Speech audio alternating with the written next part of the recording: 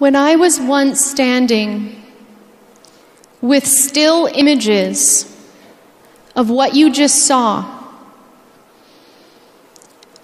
a single mother walked up to me on the campus I was at,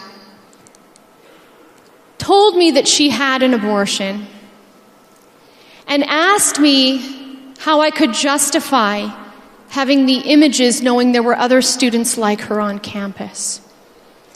After we went back and forth, I remembered my approach of stories and questions, and I had a bottle of water with me. And I said, I think I can best explain why I have these pictures, if you'll bear with an analogy, if that's okay. She said, sure. I said, you see this water here? I want you to imagine that there's poison in the water. I don't know there's poison in the water. I drink it, and I die. Have I knowingly committed suicide? What did she say? No. I said, now I want you to imagine, I still don't know there's poison in the water, but you do. You see me grab it.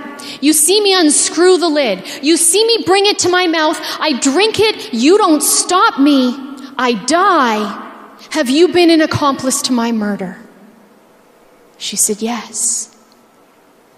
I said, that's why I'm here with the pictures.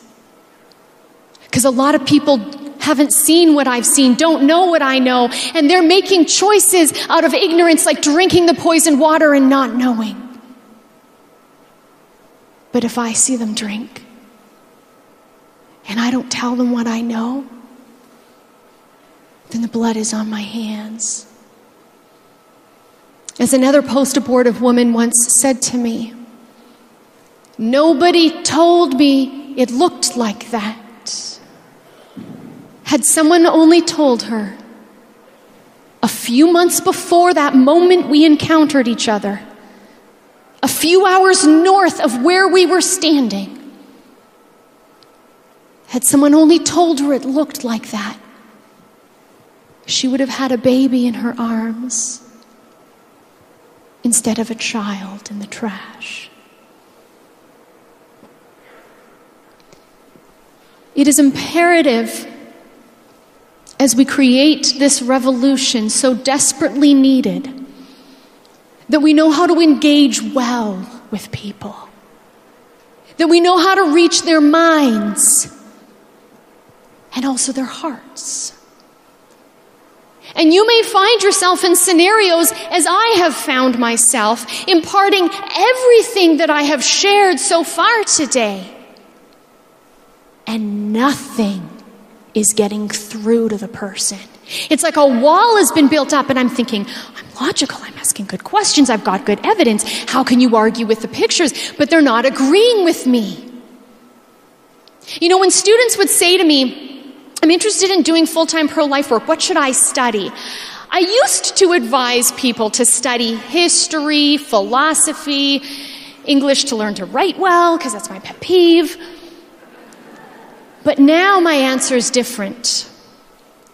Now I advise people who want to work in the pro-life movement to study psychology. What you will discover is that what often seems to be a problem here is a problem here. And unless we deal with where the person is coming from, which can only be discerned by lovingly and gently asking questions, which can only be discerned by making the prayer of our heart the prayer of St. Francis, O Divine Master, grant that I may not so much seek to be understood as to understand. When we seek to understand, then we can minister. I was speaking with a young guy about abortion, and he was quite angry as we were dialoguing, and he was arguing about personhood. And I said, look, in your world, you could be a victim of your philosophy. You could meet someone who comes up with a different definition of person, a definition that excludes you. But in my world, you're safe, because in my world, by virtue of being a member of the human family, you have the right to life. And he looked at me and he said, in your world, I wouldn't exist. Do you think I knew what he was talking about? No, I'm really not the mind reader when I had that first click right. I had no idea, so what did I do? I asked a question. What do you mean, I said. My mother had an abortion. She had an abortion shortly before she got pregnant with me. If she'd never have had that abortion, I wouldn't be here. And my heart broke. That man's very existence is rooted in the dismemberment of his sibling. Of course, he's not going to accept the pro-life worldview. Because if he does, what does that mean? What does that mean about the mother he very likely loves? And so that is where we have to go off script. We throw the arguments, we throw the philosophy, we throw the science aside. We seek to understand. How's your mom doing, I asked. Have you ever thought about that sibling? I don't know where the conversation's going to go.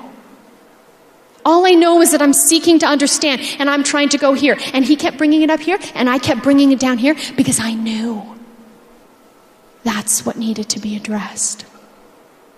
During a Q&A once, a student got up and asked about rape. I gave the answer I gave earlier, plus more detail. She wasn't satisfied. So I said, look, I can take more questions from you one-on-one because there's other students I need to take questions from. She accepted that at the end. Sure enough, came to the podium. She and I are having a one-on-one. She can't accept the logic. And I'm thinking, my case is airtight. Why can't she accept it? And then I thought, maybe, just maybe, there's a personal experience here that's caused her to build up a wall. And so I said something to convey empathy, insight, and to try to possibly draw something out if my gut was right. I said, I have a friend who was molested as a child. I'm one of the few people who know it. And I have seen the total pain that this has caused her life, and that it's going to take a lifetime, pregnant or not, abortion or not. It will take a lifetime to work through that trauma that abortion doesn't take away. And she looked at me and she said, yeah, 10 years and counting. I said, I'm sorry for your suffering. She said, I'm sorry for your friend. And I asked, are you safe? Is the person who hurt you still in your life? And so the conversation went down the path of her heart and caring for her well-being, because people will have a difficult time learning to love the other if they haven't seen an example set for them. But if when they encounter pro-lifers, they experience not only our love for the babies, but our love for them, it will open their hearts and their minds to a whole new world, a world that they were made to live in, a world in which love is wanting the other's good.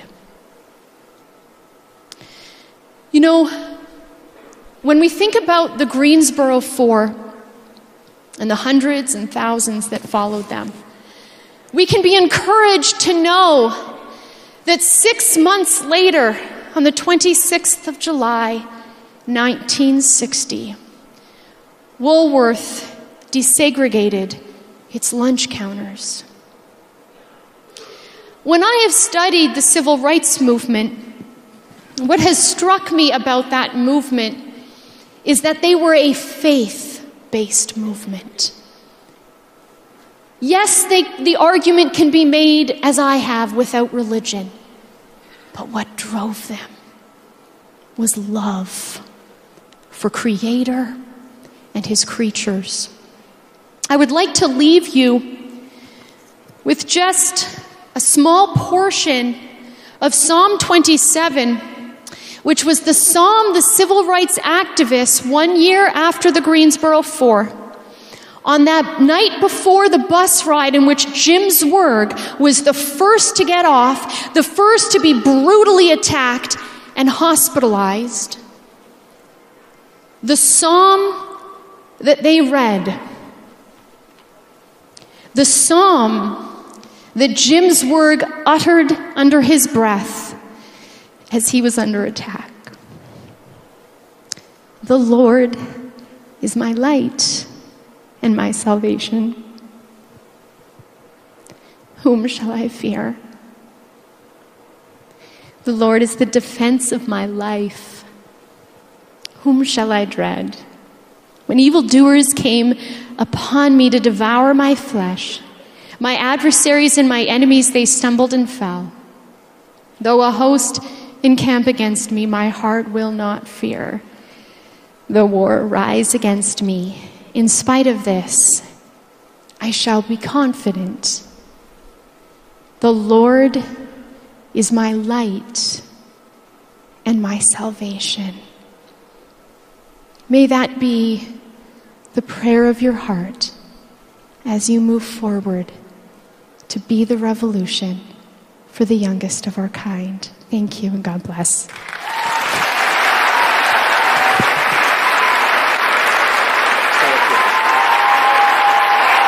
Let's hear it for Stephanie. Come on.